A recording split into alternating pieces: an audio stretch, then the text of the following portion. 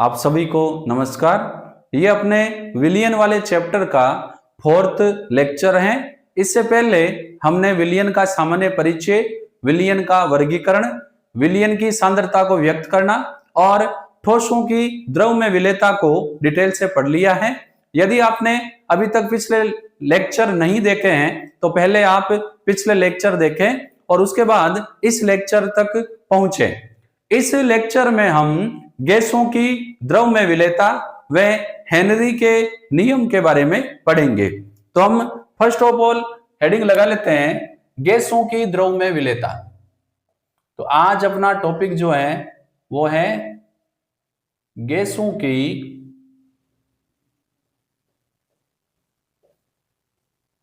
द्रव में विलेयता।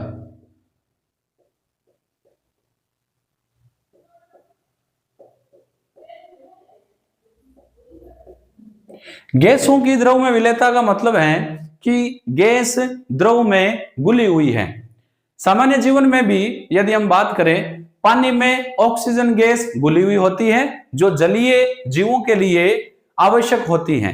इसी प्रकार कोल्ड ड्रिंक्स और सोडा वाटर में कार्बन डाइऑक्साइड गैस घुली हुई होती है, रक्त में ऑक्सीजन गैस घुली हुई होती है। तो गैसों की द्रव में विलेयता में अगर हम बात करें तो यहां विलेय है गैस और विलायक है द्रव। सबसे पहले यदि हम गैसों की द्रव में विलेयता की बात करें तो गैसों की विलेयता को अवशोषण गुणांक के रूप में प्रदर्शित करते हैं। निश्चित ताप व दाब पर विलायक के इकाई आयतन में घुली हुई गैस की मात्रा उसका अवशोषण गुणांक कहलाती है। यदि किसी गैस का अवशोषण गुणांक अधिक है तो गैस की विलेयता अधिक है, और यदि किसी गैस का अवशोषण गुणांक कम है तो गैस की विलेयता भी कम होगी। तो यहां पर विलेय है गैस और विलायक है द्रव।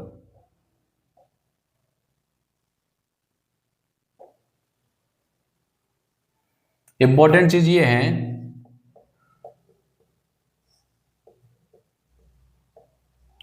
गैसों की विलेयता को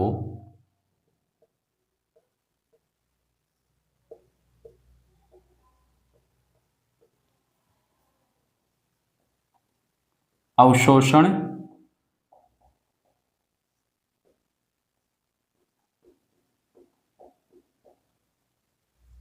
गुणांक में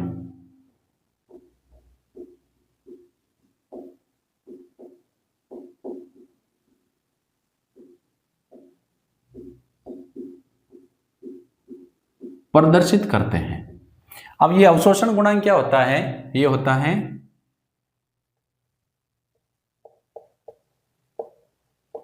निश्चित ताप व दाब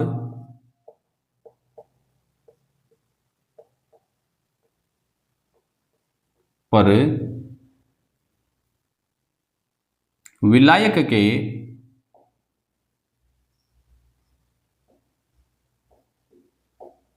इकाई आयतन में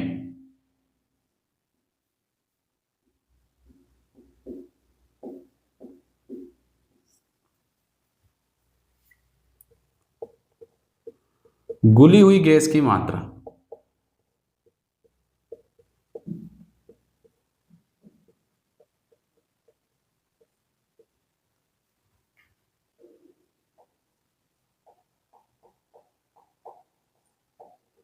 क्या कहलाएगी? अवशोषण गुणांक।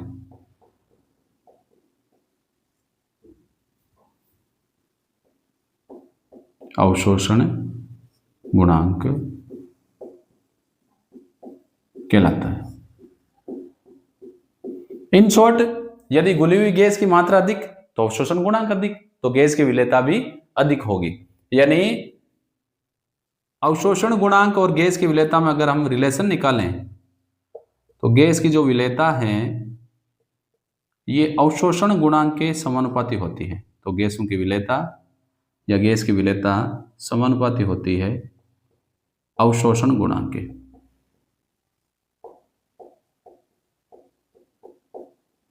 जिन गैसों के अवशोषण गुणांक अधिक होते हैं उनकी विलेयता अधिक होगी, और जिनके अवशोषण गुणांक कम है उनकी विलेयता भी कम होगी। यहां भी फैक्टर वही लगता है कि जब हम गैस को द्रव में घोलते हैं तो धीरे धीरे गैस द्रव में घुलने लगती है। एक समय ऐसा आता है कि गैस के अणु द्रव से बाहर निकलने लगते हैं। तो गैसों के अणुओं के द्रव में घुलने की दर और बाहर निकलने की दर जब बराबर हो जाती है तो हम कहते हैं कि विलयन साम्य में चला जाता है और उस कंडीशन में विलयन संतृप्त विलयन बन जाता है। यहां हम बात करेंगे गैसों की द्रव में विलेयता को प्रभावित करने वाले कारक। वे कौन कौन से कारक हैं जो गैसों की द्रव में विलेयता को प्रभावित करेंगे? तो प्रभावित करने वाले कारक।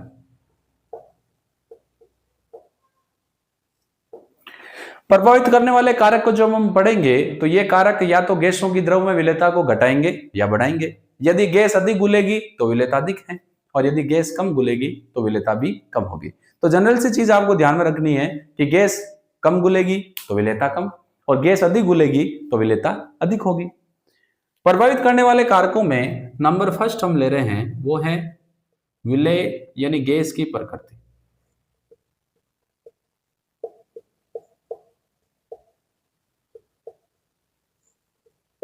देखो, वह गैसें अधिक घुलती है जो विलायक से क्रिया कर ले या विलायक में आयनित हो जाएं या आसानी से द्रवीकृत हो जाएं। जो विलायक से क्रिया नहीं करेगी, जो आसानी से द्रवीकृत नहीं होगी, जो विलायक में आयनित नहीं होगी, वो गैसें कम घुलेगी, जैसे ऑक्सीजन, नाइट्रोजन, ऑक्सीजन, हीलियम। तो वह गैस या वह गैसें अधिक घुलती हैं।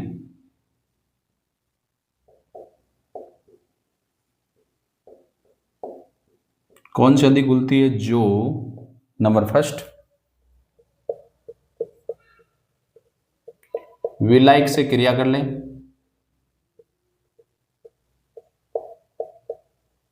अब जब विलायक से क्रिया करेगी तो जाहिर सी बात है आसानी से घुल जाएगी। अब इसमें विलायक में क्रिया करने वाली जो गैस हैं, जैसे अगर हम अमोनिया की बात करें तो अमोनिया गैस जल में जब घोली जाती है तो ये जल से क्रिया कर लेती है। जल यहाँ पर विलायक है और क्रिया करके एक यौगिक बनाती है अमोनियम हाइड्रोक्साइड। नंबर सेकंड, कौन सी गैस अधिक घुलेगी? जो विलायक में आयनित हो जाए।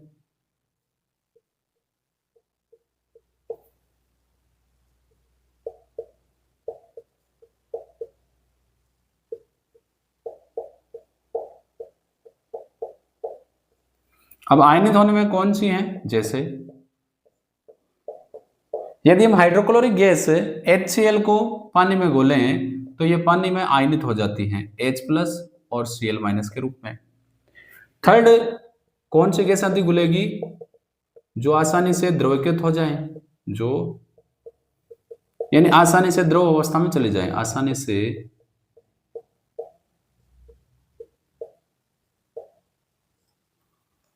द्रवीकृत हो जाए। अब आसानी से द्रवीकृत होने वाली गैस है जैसे कार्बन डाइऑक्साइड, आसानी से द्रवीकृत हो जाती है तो अधिक घुलेगी। शेष जो गैसें हैं वो कम घुलेगी। तो अन्य गैसें जैसे हीलियम, ऑक्सीजन, नाइट्रोजन कम घुलती हैं।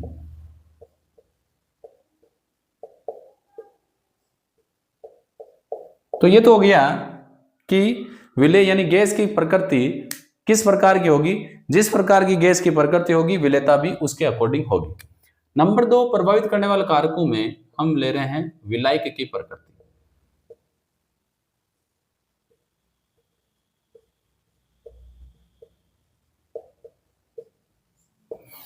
लाइक डिजोल्व लाइक यानी समान समान को घोलता है। ध्रुवीय प्रकृति की गैसें जैसे NH3HCl जल में अधिक विलेय होती हैं, जबकि बेंजीन में यानी अध्रुवीय विलायकों में कम विलेय होती है। तो लाइक डिजोल्व लाइक समान समान को घोलता है।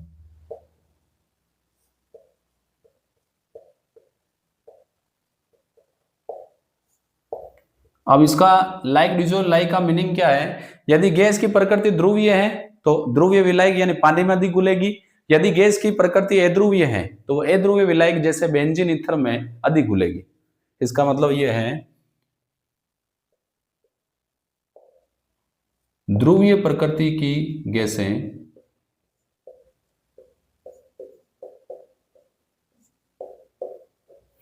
अब इसमें फॉर एग्जांपल NH3 व HCl, ये क्या होगी?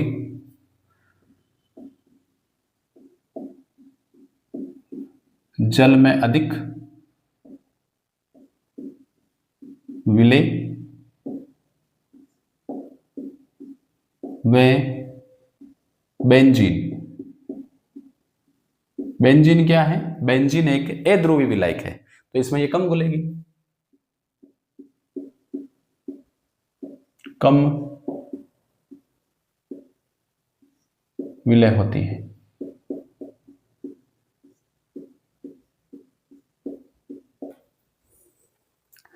ये लाइक डिजोल्व लाइक वाला वैसा ही है कि जैसे दो लोगों के बीच में गहरी दोस्ती है तो उनके विचार मिलेंगे, और अगर एक दूसरे के दोस्त नहीं है, विचार नहीं मिलते हैं तो दुश्मनी हो जाएगी। तो ठीक ऐसा ही है, ध्रुवीय प्रकृति का विलायक है तो ध्रुवीय विलायक में घुलेगा, अध्रुवीय है तो अध्रुवीय में घुलेगा। नंबर थर्ड, गैसों की द्रव में विलेयता को प्रभावित करने वाला जो कारक है वो है ताप, ताप का प्रभाव।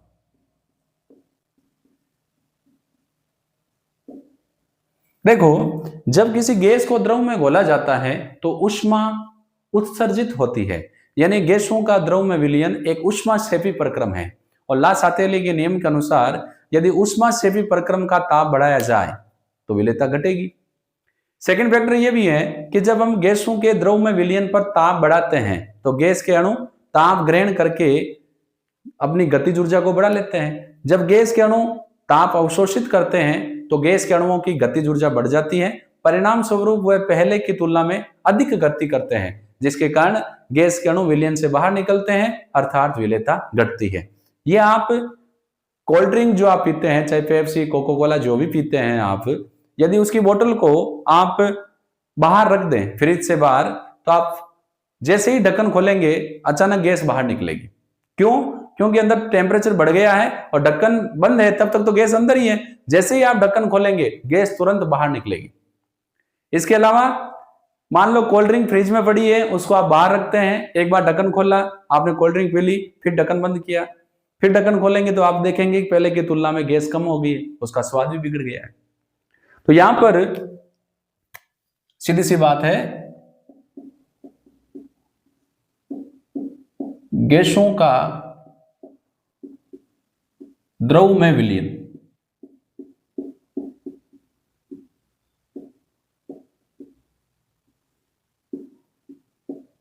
एक ऊष्माक्षेपी प्रक्रम है।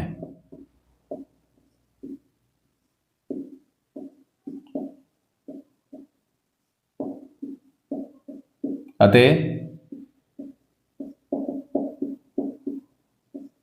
ताप बढ़ाने पर,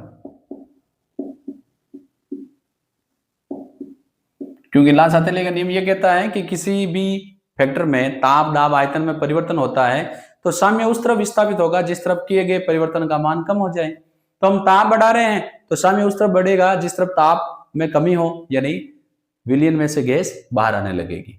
तो ताप बढ़ाने पर विलेयता घटती है।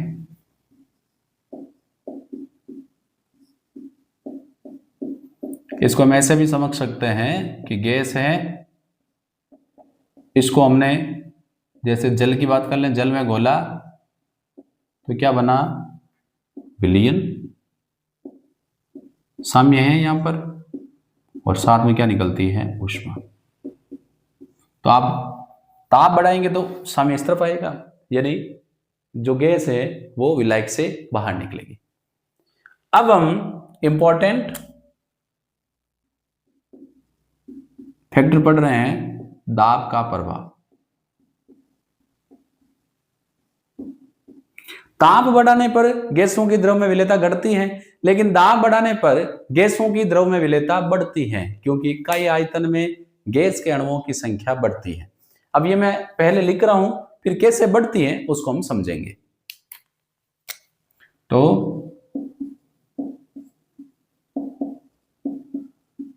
दाब बढ़ाने पर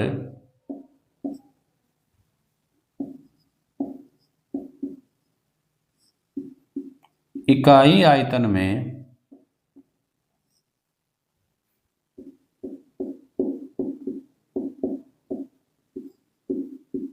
गैस के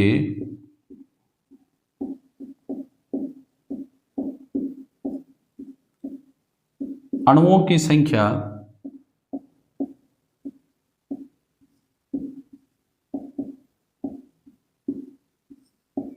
बढ़ने के कारण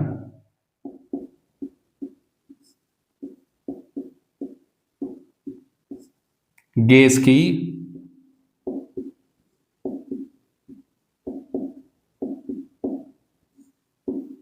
विलेयता बढ़ती है। अब ये कैसे बढ़ेगी? सपोज करो हम एक ऐसा पात्र ले रहे हैं जिसमें पिस्टन लगा हुआ है और पिस्टन भी घर्षण रहित हैं। तो मैं प्रयास कर रहा हूं उस पात्र का डायग्राम बनाने की।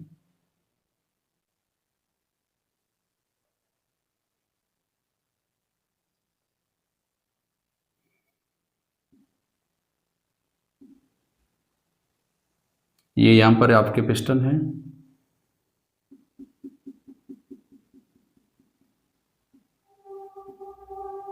ये P4 पिस्टन, और जो मैं ग्रीन ग्रीन कर रहा हूं ये है आपका गैस का विलयन।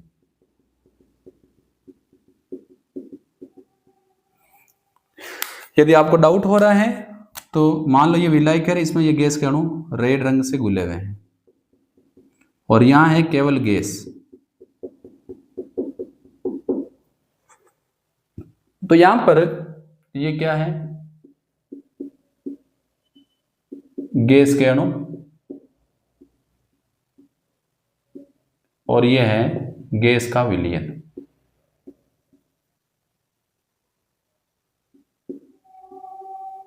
और यहां पर साम्य है, यानी गैस के अणुओं का विलयन में जाने की दर और विलयन से बाहर निकलने की दर बराबर है।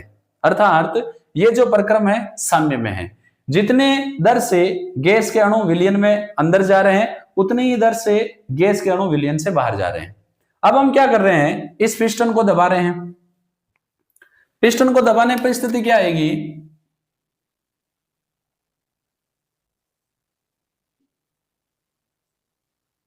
मान लो पिस्टन हम लेके आते हैं यहां तक, हमने पिस्टन पर बाह्य दाब लगाया और पिस्टन आ गया नीचे। ये यहां पर विलयन है, गैस का विलयन।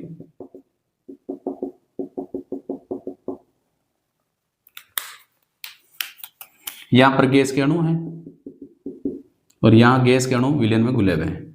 तो ये गैस के अणु और ये विलयन। जब हम दाब बढ़ाते हैं पिस्टन पर तो हम देख रहे हैं कि गैस के अणुओं की संख्या पहले की तुलना में बढ़ जाती है। पहले आयतन इतना था, अब आयतन पहले की तुलना में कम हो गया। अब गैस के अणुओं की संख्या बढ़ जाएगी तो साम्य बिगड़ जाएगा।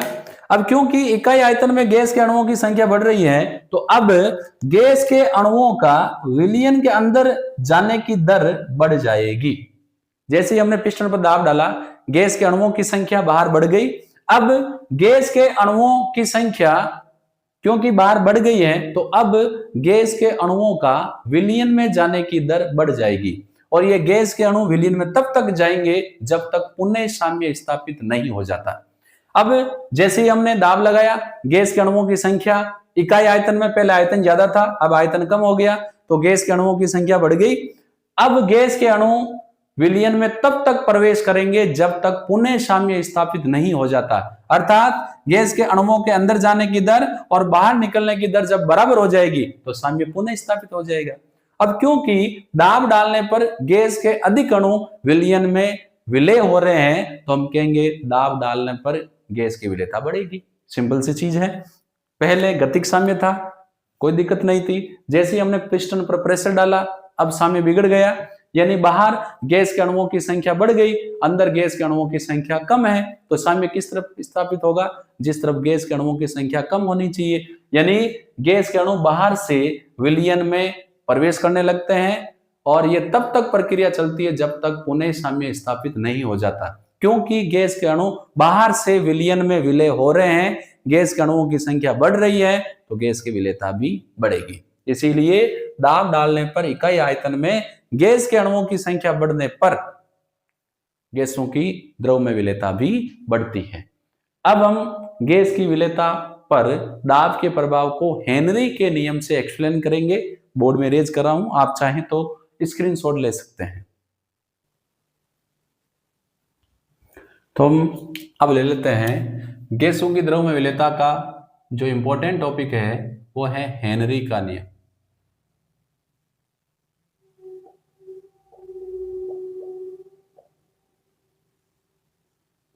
हेनरी के नियम द्वारा हम गैसों की द्रव में विलेयता को आसानी से स्पष्ट कर सकते हैं। हेनरी के नियम के अनुसार निश्चित ताप पर घुली हुई गैस की मात्रा दाब के समानुपाती होती है, यानी दाब जितना अधिक होगा गैसों की विलेयता उतनी ही अधिक होगी। तो यह नियम क्या कहता है? निश्चित ताप पर या स्थिर ताप पर कह सकते हैं,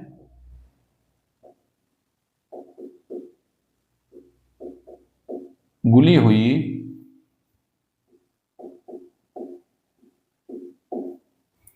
गैस की मात्रा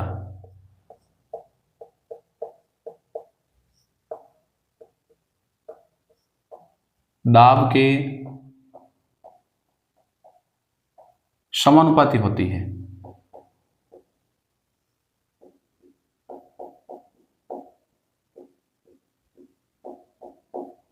यानी घुली हुई गैस की मात्रा m directly proportional to pressure P।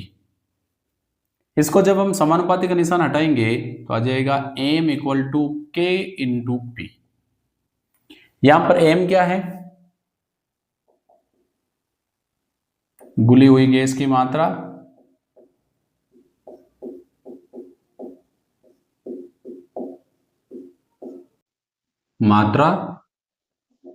P क्या है?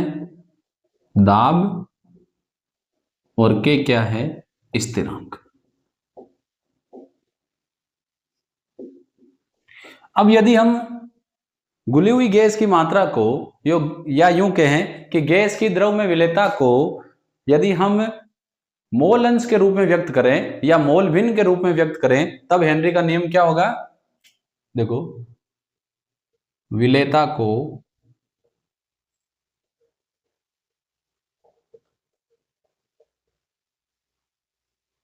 मोल अंश में, अब मोल अंश कहें मोल भिन्न के एक ही बात है। मोल अंश में व्यक्त करने पर तब हेनरी का नियम क्या हो जाएगा? वाष्प अवस्था में किसी गैस का आंशिक दाब उसकी मोल भिन्न के समानुपाती होता है। तो दोनों ही हेनरी के नियम है। वाष्प अवस्था कह दो, वाष्प परावस्था कह दो, वाष्प अवस्था में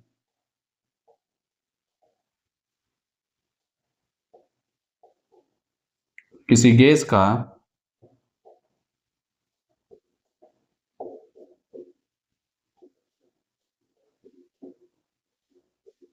आंशिक दाब उसकी मोल भिन्न या मोल अंश के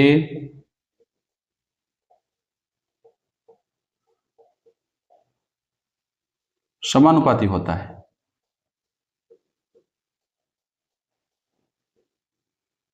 यानी गैस का आंशिक दाब जो P है ये समानुपाती हो जाएगा उस गैस की मोल भिन्न यानी X गैस। समानुपाती का निशान हटाएंगे तो P इक्वल टू हो जाएगा KH इंटू X गैस। यहां पर P गैस का आंशिक दाब, KH हेनरी स्थिरांक, और X गैस क्या है? गैस की मोल भिन्न। तो जो KH है ये है हेनरी स्थिरांक, P है वाष्प अवस्था में गैस का आंशिक दाब, partial pressure of gas in vapour phase, और जो अपने एक्स गैस है ये है गैस की मोलविन।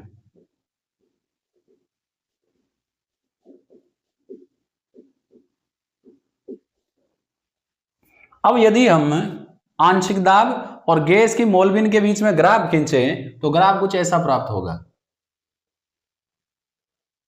यहां पर मान लो हम ले लें गैस की मोलविन और यहां ले लें आंशिक दाब।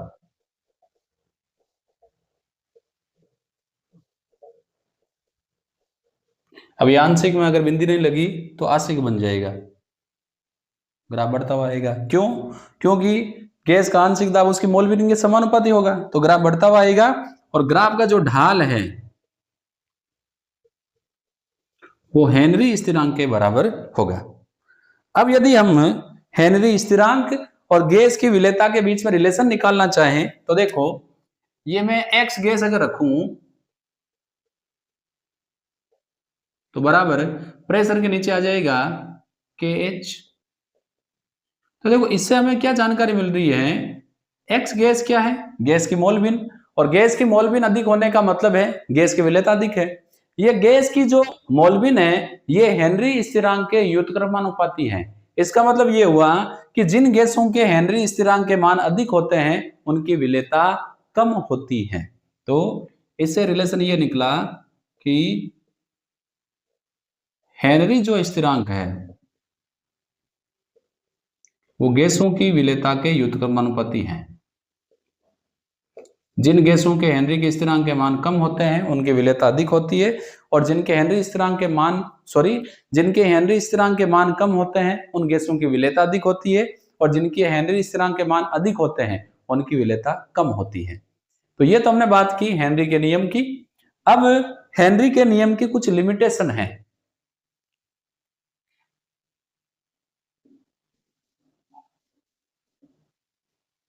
यानी कब कब लागू नहीं होता। पहली सीमा यह है कि ताप कम होने पर गैसों की विलेयता बढ़ती है और दाब अधिक होने पर गैसों की विलेयता बढ़ती है, लेकिन ताप बहुत अधिक कम नहीं होना चाहिए और दाब भी बहुत अधिक अधिक नहीं होना चाहिए। तो ताप बहुत कम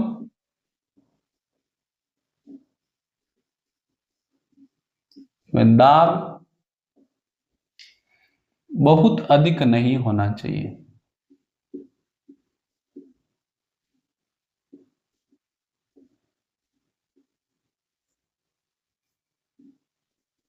अगर ताप बहुत ज्यादा कम और प्रेशर बहुत ज्यादा हाई होगा तो हेनरी का नियम लागू नहीं होगा। सेकंड, गैस की द्रव में विलेयता बहुत अधिक नहीं होनी चाहिए। तो गैस की द्रव में विलेयता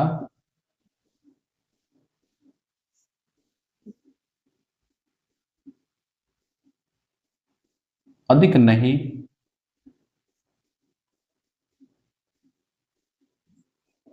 होनी चाहिए।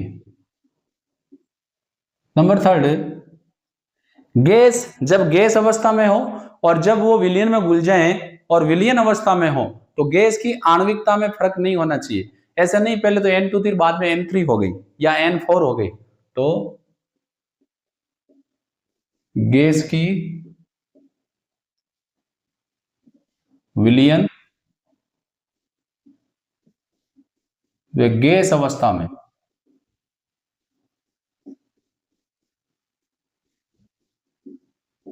मोलिकुलरिटी आणविकता इक्वल होनी चाहिए।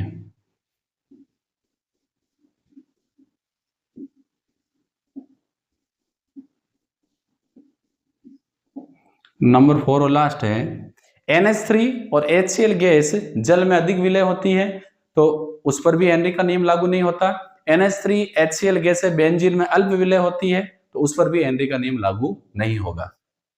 तो NH3 व HCl की जल में बेंजीन में, ये क्या कर लेते हैं, जल में बेंजीन में विलीन पर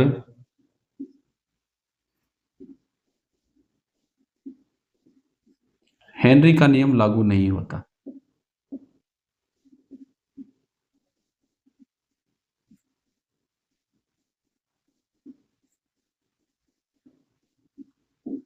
तो ये चार अपने हेनरी के नियम की लिमिटेशन हो गई।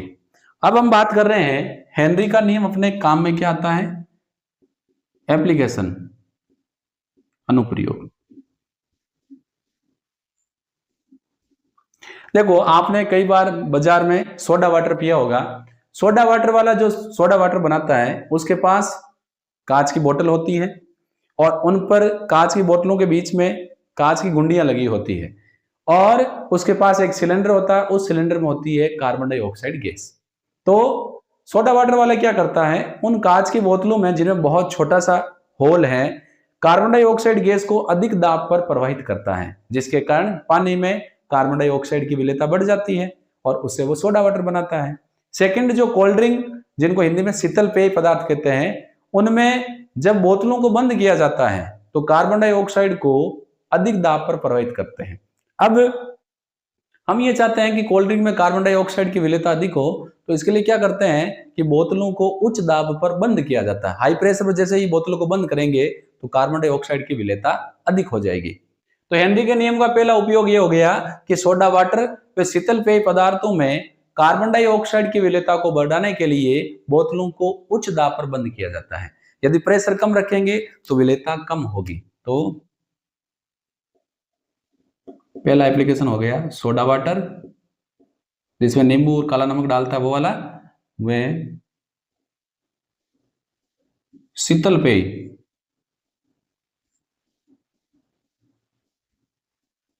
पदार्थों, अब वो कोल्ड ड्रिंक कोई भी हो, जैसे स्प्राइट हो या आपके मिरिंडा हो, लिम्का हो, कुछ भी हो, शीतल पेय पदार्थों में कार्बन डाइऑक्साइड की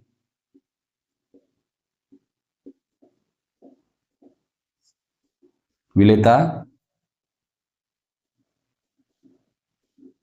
बढ़ाने के लिए जो बोतल्स होती है, बोतलों को उच्च दाब पर बंद किया जाता है, उच्च दाब पर बंद किया जाता है।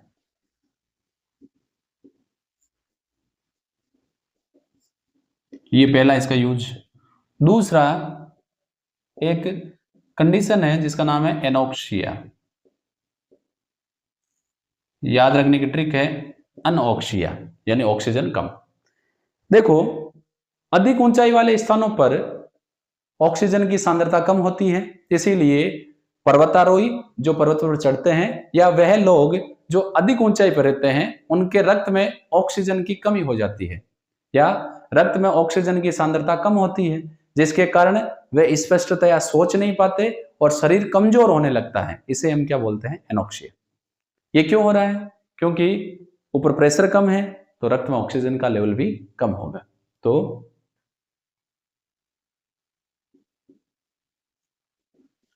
ऊंचे स्थानों पर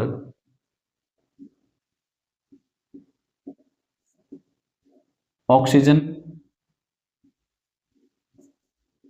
की सांद्रता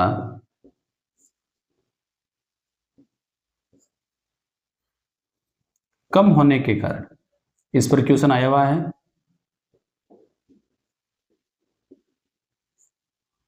वहां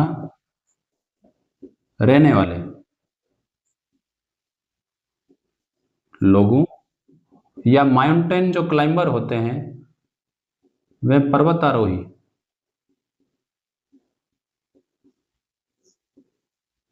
के ब्लड में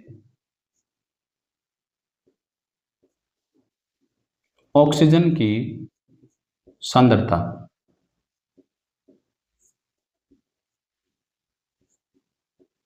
कम हो जाती है। जिससे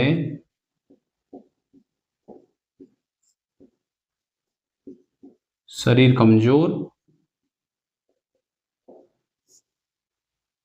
व स्पष्टतया सोचने की क्षमता भी इफेक्ट होती है, सोच नहीं पाते।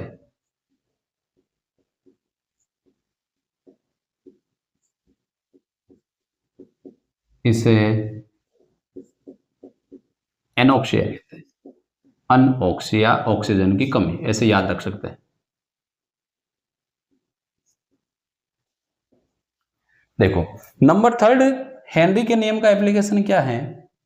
जब समुद्री गोताखोर, आपने देखा होगा डिस्कवरी जैसे चैनल पर या मूवीज में कि नाव पर कुछ लोग चल रहे हैं, फिर एक व्यक्ति आता है, उसके पैरों में लंबे से, जैसे मछलियों के पीछे फेदर होते हैं वैसे जूते पहने हुए होते हैं, लंबे फेदर वाले, और आंखों में चश्मा और मुंह पर एक मास्क लगा होता है। मास्क पाइप के थ्रू पीछे पीठ पर लगे एक सिलेंडर से जुड़ा होता है और फिर वो गोता लगाता है। होता क्या है, जब समुद्री गोताखोर समुद्र में गोता लगाता है तो हम ह्यूमन जो है, इंसान, रक्त में घुली सॉरी पानी में घुली हुई ऑक्सीजन का उपयोग श्वसन के रूप में नहीं कर सकते। इसीलिए पानी में श्वसन लेने के लिए उनके पीठ के पीछे एक सिलेंडर होता है जिसमें नाइट्रोजन ऑक्सीजन गैस होती है, और जल में श्वसन लेने के लिए नाइट्रोजन ऑक्सीजन गैस अधिक दाब पर प्रवाहित करनी पड़ती है। क्योंकि नाइट्रोजन ऑक्सीजन गैस अधिक दाब पर प्रवाहित करते हैं, इसीलिए नाइट्रोजन व ऑक्सीजन की रक्त में विलेयता बढ़ जाती है। अब जब समुद्री गोताखोर पुनः बाहर आता है तो रक्त में घुली हुई नाइट्रोजन गैस बुलबुलों के रूप में शरीर से बाहर आती है। रक्तवाहिनियों में जब अतिरिक्त घुली हुई नाइट्रोजन बाहर आएगी तो वहां जगह जगह बुलबुले बनेंगे, जिसके कारण रक्त के मार्ग में अवरोध उत्पन्न होता है। इससे व्यक्ति को दर्द होता है और कई बार ये जानलेवा भी साबित हो सकती है। इसी कंडीशन को हम बोलते हैं बैंड्स, बुलबुले बनते हैं बैंड्स। बैंड्स से राहत पाने के लिए नाइट्रोजन ऑक्सीजन गैस के सिलेंडर में अल्प मात्रा में हीलियम गैस भर दी जाती है। हीलियम की रक्त में विलेयता कम होती है, इसीलिए वह नाइट्रोजन की विलेयता को भी कम कर देगा, तो बबल्स नहीं बनेंगे, तो ना तो दर्द होगा और ना ही जान पर संकट आएगा। तो इसी को मैं लिख रहा हूं। चलो मैं यहां पर जितना भी आ रहा है उतना लिखता हूं, उसके बाद यहां साइड में लिख देता हूं बैंड्स।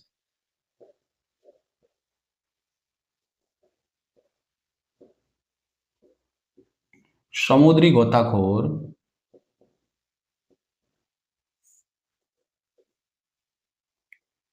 को उच्च दाब वाली, ये मजबूरी, प्रेशर ज्यादा रखना पड़ेगा, वायु से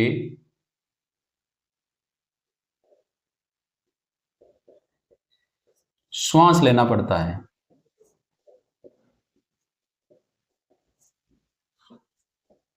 जिसके कारण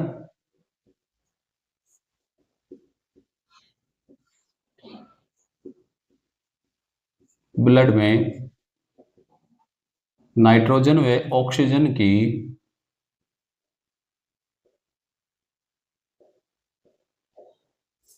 विलेयता बढ़ जाती है। जब वे सतह पर आता है, बाहर निकलता है,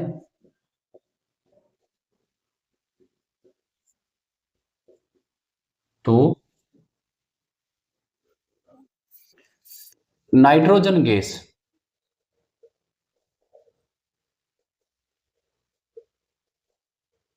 बुलबुलों के रूप में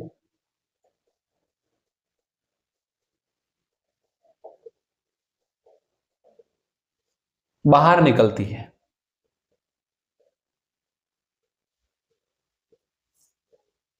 जब बबल्स बनेंगे जगह जगह तो दर्द होगा, जिससे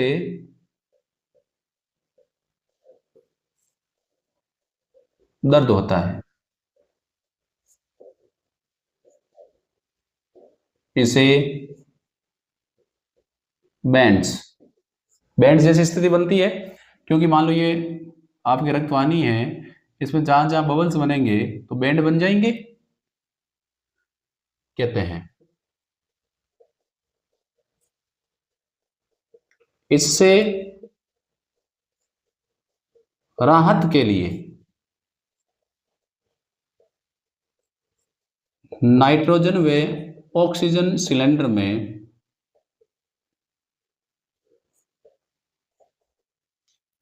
हीलियम गैस भरी जाती है।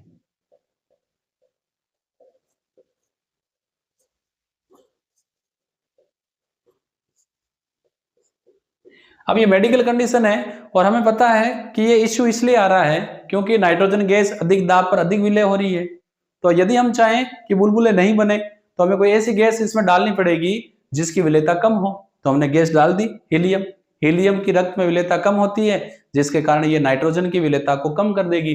अब नाइट्रोजन पहले की तुलना में कम घुलेगी तो बबल्स नहीं बनेंगे। बबल्स नहीं बनेंगे तो दर्द भी नहीं होगा, जानलेवा भी नहीं होगा। तो राहत हो गई। तो यहाँ पर अपने जो टॉपिक है गैसों की द्रव में विलेयता ये समाप्त होता है। इसको हम एक बार पुनः रिकॉल कर लेते हैं। गैसों की द्रव में विलेयता को अवशोषण गुणांक में व्यक्त करते हैं। जिस गैस का अवशोषण गुणांक अधिक होगा उसकी विलेयता भी अधिक होगी। गैसों की द्रव में विलेयता को नंबर 1 गैस की प्रकृति डिपेंड करती है या प्रभावित करती है।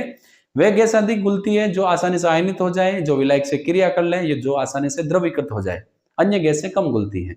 सेकंड, विलायक की प्रकृति, ध्रुवीय प्रकृति की गैसें ध्रुवीय विलायक में अधिक विलय होती है। थर्ड, ताप का प्रभाव। ताप बढ़ाने पर गैसों की द्रव में विलेयता घटती है क्योंकि गैसों का द्रव में विलयन एक ऊष्माक्षेपी प्रक्रम है। लेकिन दो गैसें ऐसी हैं आपको ध्यान रखनी है, हीलियम और हाइड्रोजन। इनका जल में विलयन एक ऊष्माशोषी प्रक्रम है। इन दो गैसों की द्रव में विलेयता ताप बढ़ाने पर बढ़ती है। ये आप जरूर ध्यान रखें, अपवाद है।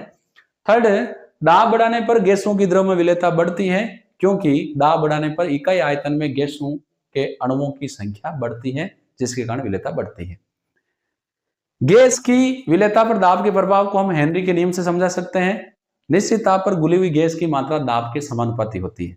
यदि गैस की विलेयता को मोल अंश के रूप में व्यक्त करें तो वाष्प अवस्था में किसी गैस का आंशिक दाब उसकी मोल भिन्न के समानुपाती होता है।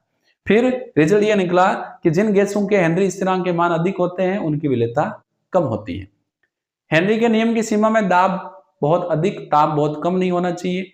गैसों की गैस और विलयन में आणविकता समान होनी चाहिए। गैस की विलेयता अधिक नहीं होनी चाहिए। और NH3 व HCl जल में अधिक विलय होती है, इसीलिए NH3 HCl की जल में विलेयता पर हेनरी का नियम लागू नहीं होता। NH3 HCl बेंजीन में विलय नहीं होती है, इसीलिए NH3 HCl के बेंजीन में विलयन पर भी हेनरी का नियम लागू नहीं होता। अनुप्रयोग में सोडा वाटर शीतल पेय पदार्थों में कार्बन डाइऑक्साइड की विलेयता को बढ़ाने के लिए बोतलों को उच्च दाब पर बंद किया जाता है। ऊंचे स्थानों पर ऑक्सीजन की सांद्रता कम होने के कारण पर्वतारोही और वहां रहने वाले व्यक्तियों के रक्त में ऑक्सीजन की कमी होने लगती है जिसके कारण वे स्पष्टतया सोच नहीं पाते और शरीर कमजोर होने लगता है। इस कंडीशन को एनोक्सिया कहते हैं। और समुद्री गोताखोर जब गोता लगाता है तो उच्च दाब वाली वायु से श्वास लेना पड़ता है जिसके कारण जब वह सतह पर आता है तो नाइट्रोजन ऑक्सीजन गैस बुलबुलों के रूप में बाहर निकलती है। इससे राहत पाने के लिए नाइट्रोजन ऑक्सीजन गैस के सिलेंडर में अल्प मात्रा में हीलियम गैस भर दी जाती है। हीलियम गैस क्या करती है, नाइट्रोजन की रक्त में विलेयता को कम कर देगी जिससे दर्द नहीं होगा। तो यहाँ पर अपना ये टॉपिक समाप्त होता है। यदि आपने अभी तक वीडियो को लाइक नहीं किया है तो वीडियो को लाइक करें, अपने फ्रेंड्स के साथ वीडियो को शेयर करें और अभी तक आपने मेरे YouTube चैनल को सब्सक्राइब नहीं किया है तो मेरे YouTube चैनल को सब्सक्राइब करें। हम फिर मिलेंगे नेक्स्ट लेक्चर में। धन्यवाद।